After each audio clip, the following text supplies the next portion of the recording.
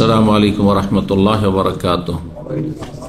इन्नल हम्दुलिल्लाह नहमदुहु व नस्तईनुहु व नस्तगफिरुहु व नऊज़ु बिल्लाहि मिन शुरूरि अनफुसिना व मिन सय्यिआति अमालिना। मन यहदिहिल्लाहु फला मुदिल्ल लहु व मन युद्लिल फला हादिय लहु व अशहदु अन ला इलाहा इल्लल्लाहु वहदहु ला शरीका लहु व अशहदु अन्ना मुहम्मदन अब्दुहु व रसूलुहु सल्लल्लाहु तआला अलैहि व अला आलिहि व सहबिहि व सल्लम तस्लीमान कसीरा। अम्मा बाद।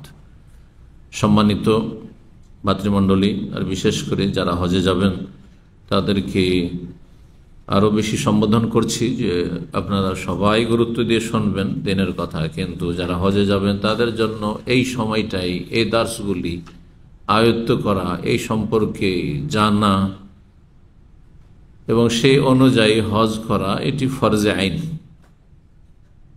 জ্ঞান অর্জন করা, দিন ইলম শিখা এই ক্ষেত্রে ফরজে আইন। আজকের দ্বিতীয় পর্ব এই আমাদের হজ প্রশিক্ষণের, তাতে আলোচনা করব দুটো বিষয় নিয়ে। একটি হচ্ছে হজের দৈনন্দিন কার্যক্রম, হজের দিনগুলিতে প্রতিদিনে যে কাজগুলি রয়েছে ধারাবাহিক, সে দিনগুলির কাজগুলি কি, এক এক দিনের কাজগুলি আলাদা আলাদা করে জেনে নেবেন যাতে মনে রাখতে সুবিধা, আর সেই হিসাবে আপনি করবেন। আপনার কাছে যে বই পুস্তক আছে অথবা পুস্তিকা আছে, পমফ্লেট আছে, সেখানে ওইভাবে কিন্তু সুন্দর সাজানো আছে। এটা বেশি সহজ। এমনি হজের পদ্ধতি বলা আর এক এক দিনের কাজ পৃথক পৃথক করে বলা এবং জানা, মনে রাখা, দুটোতে পার্থক্য রয়েছে। তো প্রতিদিনের কাজগুলি আপনি আলাদা আলাদা করে মনে রাখবেন, আজকের কাজ কি, কালকের কাজ কি। এইভাবে হজের কাজ শুরু হয় কোন দিন থেকে? 8ই জিলহজ থেকে। কয় তারিখে গিয়ে শেষ হয়? 12তে শেষ করতে পারেন, আর যদি 13ই জিলহজ শেষ করেন তাহলে বেশি ভালো, বেশি উত্তম। তো হজের দুটো আলোচনা তাহলে করব। একটি হচ্ছে দৈনন্দিন হজের কার্যাবলী, 8 তারিখ থেকে শুরু। 8 তারিখের কাজ কি? তার আগে হজের প্রকরণগুলি, হজ কত প্রকার আলোচনা করেছি গত সপ্তাহে না? হজে তামাত্তু করেন বা কেরান করেন বা ইফরাদ করেন। 8 তারিখে গিয়ে সব এক জায়গায় হয়ে যেতে হবে। 8 তারিখে গিয়ে এক জায়গায় হইতে হবে। তামাত্তুওয়ালা নতুন করে এহরাম করে মেনায় পৌঁছিবে, আর কেরানওয়ালা আগে থেকেই দুটোকে মিলিয়ে নিয়ে নিয়ত করিয়াছে, এহরাম অবস্থায় আছে, ওমরা করার পরে হালাল হতে পারেনি, কারণ সে কেরান দুটোকে একসাথে মিলিয়েছে। ইফরাদওয়ালা শুধু হজের নিয়ত করেছে, করে যখনই গিয়েছে এহরাম বেঁধে, তখন থেকে এহরাম বেঁধেই আছে। কিন্তু 8 তারিখে এই 3 শ্রেণীর হাজি সাহেবকে একই জায়গায় হাজির, একই পয়েন্ট, এক স্থানেও এবং একই কার্যক্রমে গিয়ে হাজির। এখন সব একই রকম কাজ করবে মোটামুটি, বুঝতে পারছেন? 8 তারিখে কোথায়? মেনায়। 9 তারিখে কোথায়? আরাফায়। 9 তারিখের দিন গিয়ে 10 তারিখের রাত, এই রাতটি কোথায়? মুজদালিফায়। মাশাআল্লাহ। তারপরে 10 তারিখ সকাল থেকে কোথায়?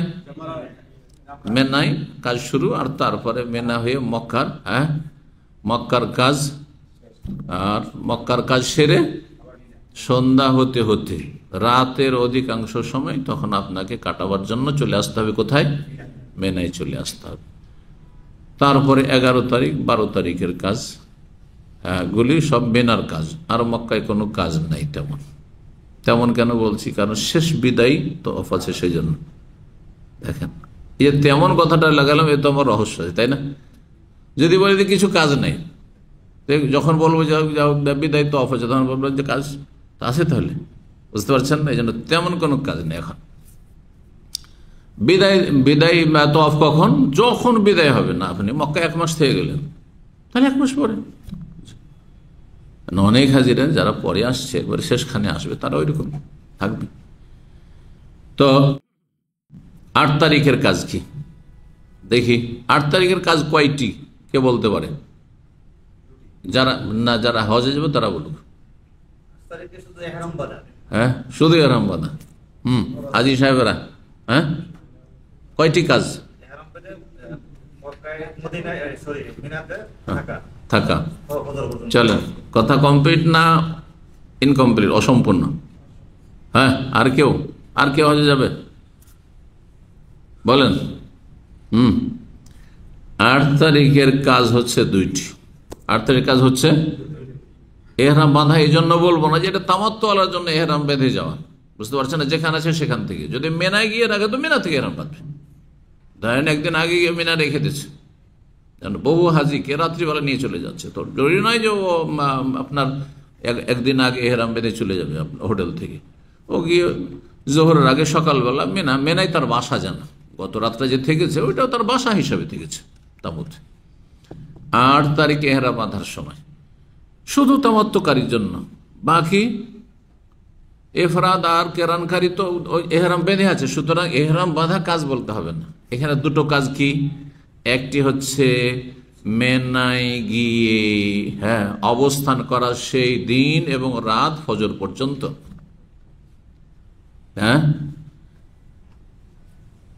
সারাদিন থাকতে হবে। আর কি করতে হবে? ফজর পর্যন্ত, সূর্য ওঠা পর্যন্ত। সূর্য ওঠার পরে নবী সাল্লাল্লাহু আলাইহি ওয়াসাল্লাম এখান থেকে গেছেন, এটি সুন্নাত। আগে যদি নিয়ে চলে যায়, আজকাল যেহেতু ভিড় ভাড় থেকে আপনাকে বাঁচানোর জন্য রাত্রিবেলায় শুরু করে দিচ্ছে, তাহলে সেটা সুন্নতের খেলাফ হচ্ছে। কিন্তু বৃহৎ স্বার্থে ভিড়ে যাতে ফেসে না যান, কষ্ট না হয়, আর ভাগ করে দিয়েছে কোন তাঁবুওয়ালারাকে কখন যেতে হবে, সব কিন্তু ভাগ করে দিয়েছে সরকার থেকে আজকাল। যার ফলে সেখানে কোনো আর অপশন, এখতিয়ার থাকে না, আপনারও এখতিয়ার থাকে না। আপনি একা গেলে গিয়ে আপনি খেমা নিজের খুঁজে পাবেন না, আরাফাতে হয়রান হয়ে যাবেন। তো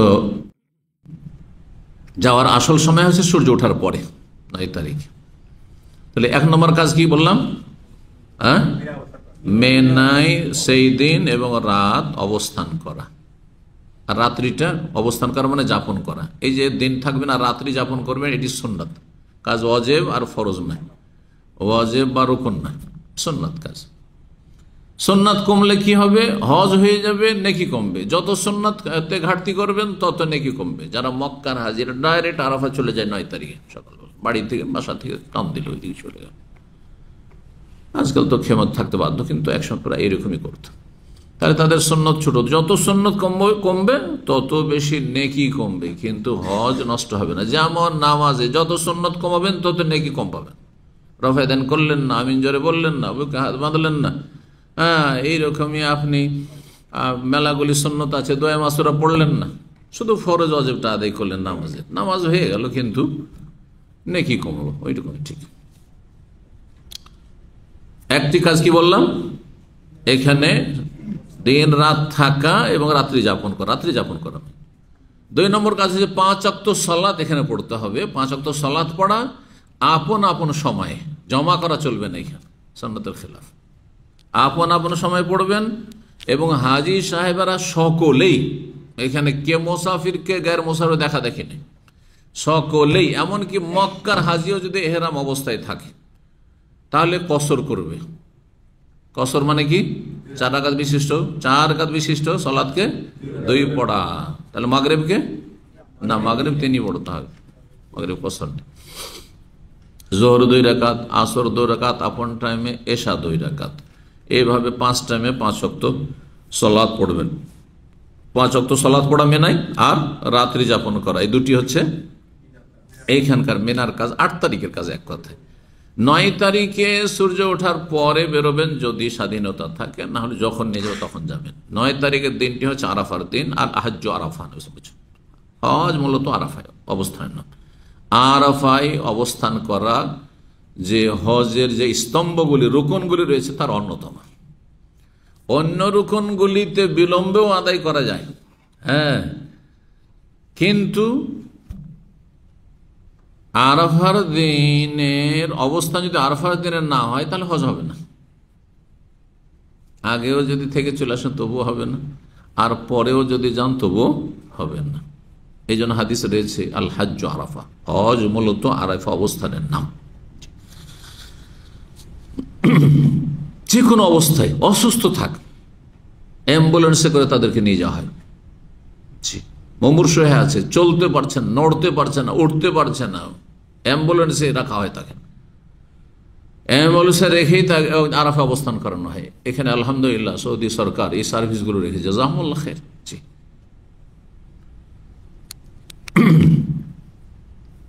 9 তারিখের আরাফার অবস্থানের কাজ। আরাফার যে কাজগুলো রয়েছে বিস্তারিত বলে সময় লেগে যাবে। আরাফায় গিয়ে করবেন কি, জোহরের আগে তেমন কোনো কাজ নেই।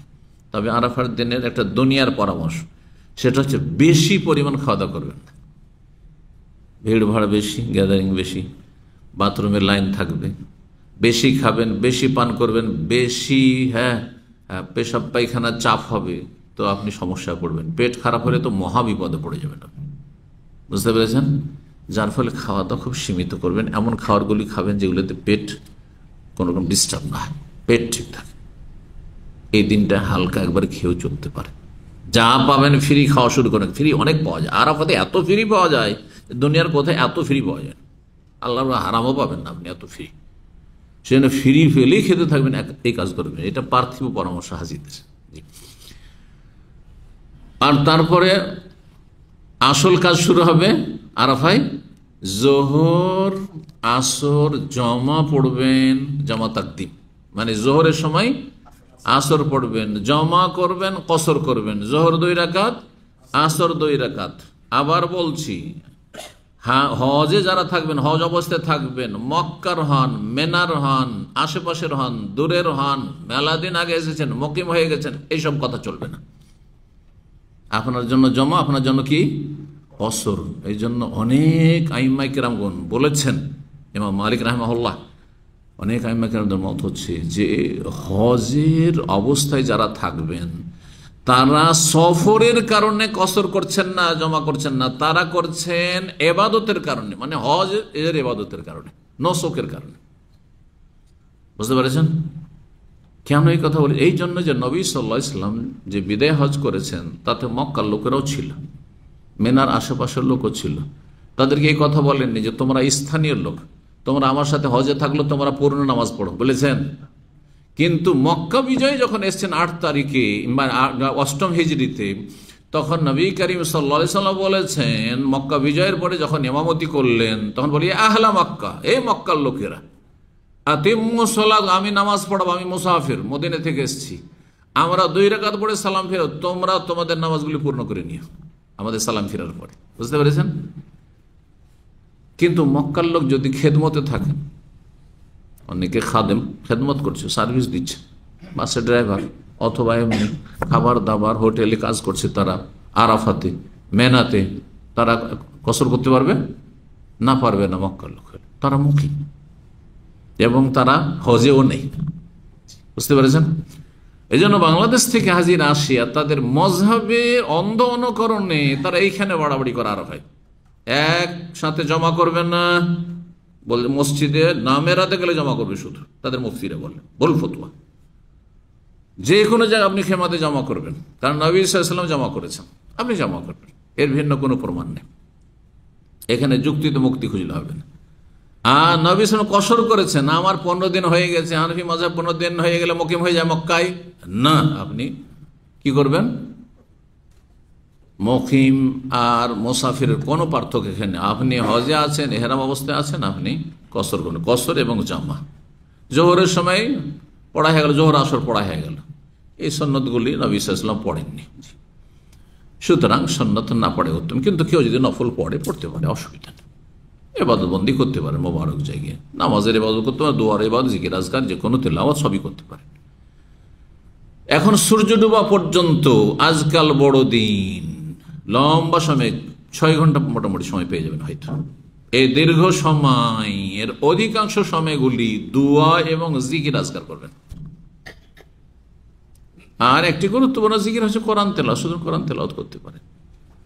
মাঝখানে ঘুমাতে পারবেন, যদি ক্লান্তি লাগে, ঘুম আসছে একটু ঘুমিয়ে নেন, অসুবিধা নাই, কিন্তু উত্তম হচ্ছে যে ঘুমাইতে হলে জোহরের আগে আগে একটু ঘুমিয়ে নেন, রেস্ট করে নেন, আর জোহর আসর পড়ে নিয়ে মাগরিব পর্যন্ত দোয়া করতে থাকেন। যত আপনার সন্ধ্যা লেগে আসবে তত দোয়া কবুলের সময় আরো বেশি ঘনিয়ে আসছে। সুতরাং আপনি 4টা, 5টা, 6টা এই সময়ে আপনি অলসতা করবেন না, কঠোর পরিশ্রম করে দোয়া করবেন, জিকির আজকার করবেন, আল্লাহকে ডাকবেন, কান্নাকাটি করবেন। সূর্য ডুবিয়ে দিতে হবে। এখানে কি করতে হবে? সূর্য অস্তমিত করা ওয়াজিব, আরাফায় অবস্থান রুকন ফরজ, আর সূর্য ডুবিয়ে দেওয়া ওয়াজিব। ওয়াজিব আর ফরজের পার্থক্য কি বলে দিতে হলে একটু, যদি রুকন ছুটে যায়, স্তম্ভ ছুটে যায়, যেন আরাফায় গেলেন না, তাহলে হজই হবে না, 9 তারিখে আরাফা না গেলে। আরাফায় গেলেন কিন্তু সূর্য ডুবার আগেই চলে আসলেন, আপনি সূর্য ডুবতে যাচ্ছে আগে আপনি আরাফার বর্ডার থেকে বেরিয়ে চলে আসলেন, তাহলে ওয়াজিব ছুটে গেল, দম দিতে হবে, দম দিয়ে একটা কোরবানি জবাই করে ঘাটতি পূরণ করতে হবে, মক্কার ফকির মিসকিন খাওয়াইতে হবে। আপনিও খেতে পারবেন না, আর আপনি মক্কার লোক ছাড়া আপনি জেদ্দার লোক, বাইরের লোকও খাওয়াইতে পারবেন না, নিজে বহন করে নিয়ে যেতে পারবেন না, এখানে নিয়ে আসতে পারবেন না। এই হচ্ছে দম। কিন্তু তামাত্তর কোরবানি, যে আপনার হজের কোরবানি, এটা আপনি খেতে পারেন, এখানে আপনি নিয়ে আসতে পারেন, ওখানে জবাই হইতে হবে, কিন্তু আপনি নিয়েও আসতে পারেন, খেতে পারেন, দেশেও পাঠাইতে পারেন, সমস্যা নেই। 9 তারিখের কাজ হয়ে গেল। সূর্য যখন ডুবে গেল কি করবেন? মুজদালিফা আসবেন। এই রাতটি মুজদালিফা, লাইলাতুল মুজদালিফা, মুজদালিফা এই রাত কাটাবেন। মুজদালিফা এসে মাগরিব এশা জমা করবেন। মাগরিবের কসর নাই, কিন্তু জমা আর এশা কসর করবেন। এশা 2 রাকাত পড়েন, 3 2 5 রাকাত, ঠিক না? এই জমা হচ্ছে তাখির, বিলম্বের। ওখান থেকে আস্তে আস্তে অন্ধকার হয়ে গেল, এশার সময় মাগরিব পড়ছেন। রাস্তায় যদি দেখেন যে অর্ধেক রাত পার হয়ে চলে যাচ্ছে, রাত 11টা 12টা পার হয়ে চলে যাচ্ছে, রাত 1টা 2টা হয়ে যাচ্ছে, ফেঁসে গেছেন ভিড়ে, ট্রেনে সাধারণত হবে না, যারা ট্রেনে যাবেন, কিন্তু আজকাল ট্রেন সার্ভিস ভালো আছে আপনার, মেট্রো। আর যদি বাসে আসেন, আল্লাহু আকবার, একবার তো আমার সূর্যই উঠে গেছে মুজদালিফার বাইরে, নিরুপায়। আমার কোনো একটা হজে এরকম হয়েছিল, এখান থেকে নামও ঠিক গেছিল, কিছু করার নেই। যখন দেখলাম যে একবার ভোর রাত হতে চলেছে, তাড়াতাড়ি করে, তখন এই রাস্তাতে বাস জ্যামে থেমে আছে, পাশে কোনো জায়গায় আমরা ধর নেমে এশাটা পড়ে ফেললাম, মাগরিব এশা পড়ে ফেললাম, জমা করলাম, পড়ে নিলাম। যে অবস্থায় সে অবস্থা, এটা নিরুপায়ের জন্য। তাহলে তখন আর মুজদালিফা অপেক্ষা করে আপনি ফজর করবেন না, বা দিন যেন না হয়ে যায়, আসতে পারছেন, হাঁটতে পারেন তো অসুবিধা নেই। হয়ে গেল। তাহলে 10 তারিখের রাত এখানে যাপন করবেন। এই রাতে বেতর পড়বেন কিনা, হাদিসে হাও নেই নাও নেই। ফজরের সুন্নাত পড়বেন কিনা, হাও নেই নাও নেই। কিন্তু নবী সাল্লাল্লাহু আলাইহি ওয়াসাল্লাম সফরে এই ফজরের 2 রাকাত সুন্নাত ছাড়তেন না, হাদিস আছে, যার ফলে পড়ে নেওয়াটাই বেশি ভালো। বেতর অত্যন্ত গুরুত্বপূর্ণ, কিছু ওলামাদের কাছে তো ওয়াজিব পর্যন্ত, যেমন হানাফি মাযহাব ওয়াজিব, কিন্তু যদি সুন্নাতে মুআক্কাদা, অন্য সুন্নাতের চাইতে বেশি তাকিদপূর্ণ সুন্নাত। এই জন্য বেতরটাও কমপক্ষে 1 রাকাত পড়ে নেবেন, এটা সতর্কতা। কিন্তু কেউ না পড়লে তাকে গুনাহগার বলা যাবে না, ইজতিহাদ মাসলাই দ্বিমত রয়েছে। তারপরে শুয়ে যাবেন। এখানে তাহাজ্জুদ আর জিকির আজকার ওইসব করার কোনো প্রয়োজন নাই, দোয়া না, রাত্রে দোয়া নাই, ফজর পর্যন্ত শুয়ে যাবেন। তারপরের দিন অনেক কাজ আছে, রেস্ট করুন। এখানে রাত কাটানোটাই ইবাদত, আপনি রাত্রে ঘুমাবেন, থাকবেন, এটি হচ্ছে ইবাদত আপনার। তারপরে যখন ফজর হয়ে আসছে, ফজর আউয়াল ওয়াক্তে পড়ে নিয়ে আর তারপরে ফরসা হওয়া পর্যন্ত দোয়া, এই সময়টাই দোয়া কবুল হয়। এই সময় মুজদালিফায় দোয়া কবুল হয়। কোন সময়? ফজর পড়ে নিয়ে, হাত্তা আসফারা জিদ্দান, নবী সাল্লাল্লাহু আলাইহি ওয়াসাল্লাম ফরসা করে দিলেন, কিন্তু সূর্য উঠাবেন না। 8 তারিখে পার্থক্য, 8 তারিখে সকালে, 8 তারিখের পরে 9 তারিখে সকালে আরাফার দিনে যখন বেরিয়েছিলেন কোত্থেকে, মেনা থেকে, তখন সূর্য উঠার পরে বেরোনো সুন্নাত। আর মুজদালিফা থেকে যখন বেরোবেন তখন সূর্য উঠার আগে বেরিয়ে যাওয়া, ফরসা হওয়ার পরে ফজরটা পড়ে নিয়ে বেরিয়ে যাওয়া হচ্ছে সুন্নাত। জি। আর তারপরে এসে 10 তারিখ দিন হয়ে গেল, তাই না? তাহলে 9 তারিখ কাজ শেষ, 9 তারিখের দিন গিয়ে 10 তারিখের রাতের কাজ শেষ হয়ে গেল। এখন থাকলো কিসের কাজ? হ্যাঁ, 10 তারিখ। আর 10 তারিখে কয়টি কাজ? সবচেয়ে বেশি কাজ কিন্তু 5টি, কমপক্ষে 4টি। যদি আপনি প্রথম যখন গিয়েছেন আর হজ্জে কেরান বা হজ্জে এফরাদ করছেন, তাহলে আপনি যদি সাই করে, একটি সাই যথেষ্ট। কেরানে যেহেতু দুটো একসাথে নিয়ত করেছেন, আর এফরাদ শুধু যেহেতু হজ করছেন, সুতরাং একটি সাই যথেষ্ট। প্রথম যখন গিয়েছিলেন তওয়াফে কুদুমের সাথে, তখন যদি সাই করে থাকেন তাহলে হালকা করে রেখে দিয়েছেন, একটি সাই যথেষ্ট। আর হজে তামাত্তু আপনারা যেহেতু করবেন, সুতরাং প্রথম যে সাই করেছেন সেটা উমরার ছিল, উমরা সেপারেট হয়ে গেছে তাওয়াফের সাথে, এখন আপনাকে তাওয়াফের পরে সাই করতে, তাহলে 5টি কাজ করতে হবে। ধারাবাহিক করা যেভাবে এসেছে হাদিসে, এটি উত্তম, অজেব ফরজ নয়, এতে দমও লাগবে না। গুনাহগার হবেন না আগে পরে হলে। ওই দিনে বহু সাহাবায়ে কেরাম বারবার করে বিভিন্নভাবে জিজ্ঞাসা করছেন। কেউ বলছে এটা আগে করে দিয়েছি, কেউ বলছে এটা পরে করে দিয়েছি, এটা আগে করতে তো এটা করে ফেলেছি। সেই দিন যা জিজ্ঞাসা করা হয়েছে কুদ্দিমা ওয়ালা উখির, হাদিস আছে, আগে করেছে কেউ পরে করেছে, এটা করতে হয়তো এটা করে ফেলেছি, উল্টো পাল্টা করেছি। নবী সাল্লাল্লাহু আলাইহি ওয়াসাল্লামের একটি শুধু জবাব ছিল কি, ইফআল ওয়ালা হারাজ, বাকি কাজগুলো করতে থাকো, কোনো আপত্তি নেই, কোনো অসুবিধা নেই, কোনো গুনাহ নেই। বুঝতে পারছেন? কিন্তু তরতিব, সিরিয়াল, সুন্নতি সিরিয়ালটি শুনে রাখেন। এই 5টি কাজের প্রথম কাজ হচ্ছে মেনা এসে বড় জামরাকে, তাহলে প্রথম যেটা পড়বে সেটা বাদ দিয়ে দেবেন, উলা, হ্যাঁ, তারপরে এটা হচ্ছে উস্তা, হ্যাঁ, মাঝখানে জামরা, এই দুটোকে বাদ দিয়ে দিবেন। তারপরে শেষ দিকে মক্কার দিকে যে শেষ জামরা, সেখানে কি করবেন, 7টি পাথর মারবেন। এই পাথরগুলো নেবেন কোথা থেকে? অধিকাংশ হাজিরা মনে করে যে মুজদালিফা থেকে পাথর নিতে হবে, এমন সেখানে ভুল করে যে প্রথম মুজদালিফা এসে ও মাগরিব আর এশা পড়বে কেন, ফরজে আছে, লেট হয়ে যাচ্ছে, আগে এসে পাথর, হ্যাঁ, কোড়ানো শুরু করে, পাথর কোড়ানো শুরু করে। আর একদিনে শুধু 7টি নয়, ওই যে 13 তারিখ পর্যন্ত 70টি, 13 তারিখ পর্যন্ত মারলে কতটি লাগবে? 70টি লাগবে। আর 12 পর্যন্ত যদি আপনি মারেন তাহলে 21টা কমে যাবে 70-এ, সবগুলি একসাথে ও বোঝাই করে নিয়ে যাবে এখান থেকে। যদি কেউ ধারণা করে যে পাথরগুলি মুজদালিফা নিতে হবে, তাহলে এটা বেদাতি ধারণা। কিন্তু মেনাতে পাবো কি পাবো না, চলো আগেই নিয়ে নিই আমি, রাত্রে কেউ যদি এইভাবে নিয়ে নেয়। নবী সাল্লাল্লাহু আলাইহি ওয়াসাল্লাম কিন্তু মুজদালিফা থেকে নেননি, মুজদালিফা থেকে যখন রওনা দিলেন তখন বললেন নবী সাল্লাল্লাহু আলাইহি ওয়াসাল্লাম একজন সাহাবীকে, যে যাও তো উল কুতলি সাবা হাসা, 7টি, আজকে 7টি মারতে হবে, 7টি কঙ্কর আমার জন্য নিয়ে আসো, 7টি কঙ্কর নিয়ে আসো, আর বড় নিও না। তো 7টি কঙ্কর রাস্তা থেকে নিয়েছেন। আপনি রাস্তায় মুজদালিফা থেকে আসতে যে কোনো জায়গায় নিয়ে নেন, অথবা আপনি মিনায় এসে নেন, জি। আর তারপরে সেই দিনে 7টি কঙ্কর মারবেন।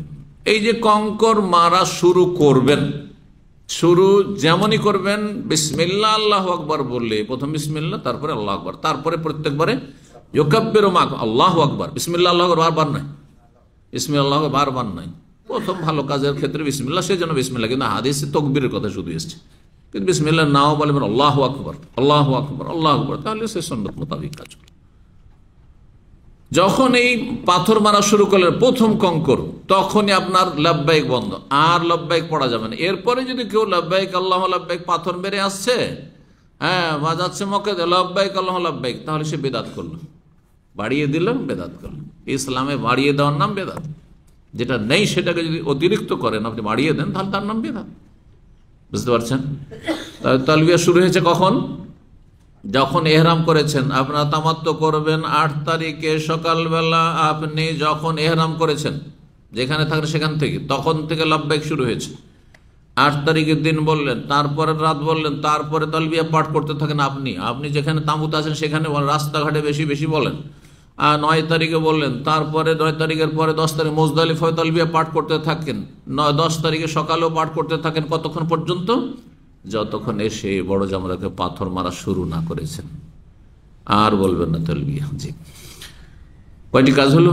একটি কাজ হয়েছে সিরিয়ালে, এটি হচ্ছে প্রথম কাজ। তারপরে 2 নম্বর কাজ, যদি নিজ হাতে কোরবানি করেন তাহলে কোরবানিটা করে নেন, এটা হচ্ছে তরতিব। আর যদি কাউকে ওকিল বানিয়ে দেন, ব্যাংকে জমা করে দিয়েছেন, যেমন করছেন, হ্যাঁ, অনেকেই, বা কোনো ভাইকে দিয়ে দিয়েছেন যে আমার কোরবানিটা করো, বিশ্বস্ত আপনার মক্কাইকে পরিচিত আছে, তাহলে সে যখন করুক, আপনার অপেক্ষা করার কোনো প্রয়োজন নেই। অধিকাংশ হাজিরা না জানার কারণে বলে আমার কোরবানি কখন হবে বলেন, কারণ আপনার ওই কোরবানির জন্য হালাল হইতে পারছি না। ভুল কথা এটা। কোরবানির জন্য সময় হচ্ছে 4 দিন, 13 জিলহজ পর্যন্ত কোরবানি হইতে পারে, বাড়িরও কোরবানি, হাজিরও কোরবানি। তাহলে কি 13 জিলহজ পর্যন্ত আপনি অপেক্ষা করবেন? যদি বলে আমি 13 তারিখ করবো কিন্তু আপনার কোরবানি, বুঝছেন না? সেই জন্য ব্যাংকওয়ালা কাউন্টারে বাঙ্গাল বুঝায়, সবার কাগজে লিখে দেয় ওই যে কি সারা সকাল 10টা, সকাল 10টা, সকাল 9টা। হ্যাঁ, ওই যে কানাকে সব হাইকোর্টে দেখিয়েছে। কারণ আপনি বুঝবেন না, যে যদি বলে যে এটা তরতিব নাই, বলবে যে না মানি না, আমার কথা মানতেও অনেক সময় কষ্ট লাগবে, যে বেদাত করে অভ্যাসে, তাই না? তো ওর কথা কি মানবে না? তো যাই হোক, 1 নম্বর কাজ হয়ে গেল পাথর মারা। 2 নম্বর কাজ কোরবানি করা, যদি নিজ হাতে কোরবানি করেন। আর তারপরে যদি নাই করেন সেটা নিজের হাতে দিয়ে দিয়েছেন কাউকে, হয়ে গেছে কাজ, আপনার দায়িত্ব শেষ। আপনি এই পাথর মারার পরে মাথা মুন্ডন করতে পারবেন। মাথা মুন্ডন করা উত্তম, মাথার চুল ছোট করলে পুরো মাথা দিয়ে ছোট করতে হবে। বোঝা গেছে না? 2 নম্বর কাজ হলো মাথা মুন্ডন। 3 নম্বর কাজ মাথা মুন্ডন হয়ে গেল। মাথা মুন্ডন যখন হয়ে গেল তখন আপনি প্রাথমিক হালাল হয়ে যেতে পারলেন। পাথর মেরে মাথা মুন্ডন মানে আপনি প্রাথমিক হালাল হয়ে গেলেন। এখন আপনার জন্য আতর, সুগন্ধি, আর তারপরে আপনার কি করা, এহরামের কাপড় খুলে আপনার সেলাইকৃত কাপড় পরা, এর অবস্থায় যেসব নিষিদ্ধ ছিল সব জায়েজ। একমাত্র একটি জিনিস শুধু জায়েজ না, সেটা এই স্ত্রী সহবাস জায়েজ না, কারণ প্রাথমিক হালাল হয়েছে না, এটা তাহাল্লুল আউয়াল। এই 3টি কাজের পরে 4 নম্বর কাজ হচ্ছে বাইতুল্লাহ গিয়ে তাওয়াফ করা। সেই সময় এহরাম পরিবর্তন করে পরিষ্কার পরিচ্ছন্ন হয়ে যদি যেতে পারেন তাহলে ভালো। কিন্তু অনেক সময় এদিকে চলে এসছে অনেকটা এগিয়ে মক্কার দিকে, আবার যদি ফিরে তামুর দিকে যায়, মেনার দিকে, তাহলে এখান থেকে আবার ঘুরে গিয়ে যেতে যেতে আমার মুশকিল হয়ে যাবে, রাত্রে আসা মুশকিল হয়ে যাবে আমার তোয়াফ আর সাই করে। সেজন্য সেখান থেকে চলে গেলেন আর এহরামের কাপড়ে আপনি তোয়াফ করলেন, কোনো দোষ নেই, জায়েজ আছে। আপনি নিয়ত করেন যে আমি এখন প্রাথমিক হালাল হয়ে গেছি। প্রাথমিক হালাল মানে আপনার এহরাম খুলে ফেলতে হবে এটা জরুরি নাই, আপনার অন্তর থেকে খুলে ফেলতে হবে যে আমি প্রাথমিক হালাল হয়ে গেছি। এবার বুঝতে পেরেছেন? বাইতুল্লাহ কে করবেন কি? তওয়াফ করবেন। এই তওয়াফকে কি বলা হয়? হাদিসের ভাষায় ইফাজা, ফিকহের ভাষায় জিয়ারা। এর আর একটি নাম হচ্ছে ফরজ তওয়াফ, আর একটি নাম হচ্ছে রুকুন তওয়াফ, আর একটি 5 নম্বর নাম হচ্ছে তওয়াফুল হজ, হজের তওয়াফ। হজের যেহেতু ফরজ সেজন্য তওয়াফুল হজ। 5টি নাম, একই জিনিসে 5টি নাম। এইরকমই সলাতুল দুহা, সলাতুল ইশরাক একই নামাজের 2টো নাম। এর বুঝতে পেরেছেন? এইরকমই তারাবি আর তাহাজ্জুদ একই নামাজের কয়েকটি নাম আছে। এই কয়েকটি ইবাদত সম্পর্কে জেনে রাখেন। ইসলামের পরিভাষা, যেটি তাহাজ্জুদ সেটা রমজানে পড়লে ওটার নাম কি হয়ে গেল? তারাবি। এই রাতে পড়েন আর ওই রাতে পড়েন, বুঝতে পারছেন না? তারাবি আলাদা, তাহাজ্জুদ আলাদা। এই ফতোয়া ভুল, আর এই কথা, এই তথ্য ভুল, একবার তথ্য। বড় বড় হানাফি ওলামারা এটা স্বীকার করেছে, মুহাদ্দিসরা স্বীকার করেছে। কারণ হাদিসে এর হদিস পাওয়া যায় না যে 2টো ভিন্ন ভিন্ন নামাজ। এর সাথে ফজর মধ্যে যা পড়বেন তাই তাহাজ্জুদ, আর সেটা রমজানে হলে ওর একটা নাম বেড়ে যায় তারাবি। 2 নম্বর তারাবি হলো তারাবি, তাহাজ্জুদ, কিয়ামুল লাইল। রমজানে হলো কিয়াম রমজান। 5 নম্বর নাম সলাতুল লাইল। এরও 5টি নাম, একই নামাজের 5টি নাম। ওই রকমই তওয়াফে ইফাজার একই তওয়াফের কয়টি নাম বললাম? 5টি নাম। তওয়াফ করার পরে কি করবেন? এখন সাফা মারওয়ার সাই করবেন। সাফা মারওয়ার সাই করবেন। আচ্ছা, যদি ইহরামের কাপড়ে থাকেন তো এই সময় কি ইস্তেবা করতে হবে? এই সময় কি রামাল করতে হবে? একটু করে দৌড়াবার চেষ্টা করতে হবে?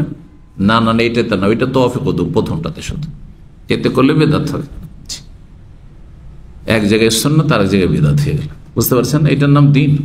কারণ দিন হচ্ছে নবী সাল্লাল্লাহু আলাইহি ওয়াসাল্লামের অনুসরণ নাম, নবীর তরিকায় আপনার ইবাদত করার নাম। কয়টি কাজ হয়ে গেল সংক্ষেপে? জামরায় পাথর মারা 7টি, বড় জামরাকে, আর তারপরে কোরবানি করা, মাথা মুন্ডন করা, বাইতুল্লাহর তওয়াফ করা, সাফা মারওয়া সাই করা। করে যত তাড়াতাড়ি পারেন সেখান থেকে চলে আসার চেষ্টা করেন, যাতে করে সন্ধ্যা হতে হতে অথবা এশা হতে হতে আপনি চলে আসেন কোথায়? মেনা। রাসূলুল্লাহ সাল্লাল্লাহু আলাইহি ওয়াসাল্লামের সুন্নত, জোহর পড়েছেন মেনায় ফিরে এসে। এটা একটি রিওয়ায়াত, প্রসিদ্ধ রিওয়ায়াত। আর একটি রিওয়ায়াতে রয়েছে জোহর মক্কা থেকে পড়ে এসেছেন। 2টো পরস্পর বিরোধী রিওয়ায়াত আছে। কেউ কেউ সমন্বয় করেছেন যে জোহর রক্ত সেখানেই হয়ে গেছিল, সুতরাং সেখানে জোহর পড়ে নিয়েছিলেন আউয়াল ওয়াক্তে। তারপরে মেনা আসছেন তো দেখছেন সাহাবায়ে কেরাম সব অপেক্ষা আছেন যে নবী সাল্লাল্লাহু আলাইহি ওয়াসাল্লাম আসবেন, তো তার পেছনে আমরা জোহর পড়তাম, তাকদেরকে পড়িয়ে দিয়েছিলেন। তাহলে 2টো রিওয়ায়াত আপন জায়গায় ঠিক আছে। তাহলে জোহরে চলে এসছেন আপনি, জোহরের টাইম এখন 1টা 2টার মধ্যে নবী সাল্লাল্লাহু আলাইহি ওয়াসাল্লাম তাহলে চলে এসছেন। বুঝতে পারছেন না? আপনি না পারেন আসরে আসেন, মাগরিবে আসেন, আর এশার আগে আগে আসেন, রাত 12টায় আসবেন, 2টায় আসবেন, আর বলবেন যে রাত কাটাতে এসেছি। রাত কোথায় কাটলো? সিংহভাগ রাত তো কেটে গেল মক্কায় অথবা রাস্তায়। তাহলে আপনার মিনার অজীব কেমন করে আদায় হলো? বিষয়টি মনে রাখবেন। এখন 10 তারিখের কাজ শেষ হয়ে গেছে, রাত 11 শুরু হয়েছে, তাই না? তাহলে 10 তারিখের কাজ 5টি বলে দিলাম। 11 তারিখের কাজ কি? জি, কয়টি কাজ? প্রথম কথা, 11 তারিখ, 12 তারিখ, 13 তারিখ এই দিনগুলিতে হাজী সাহেবের কয়টি কাজ?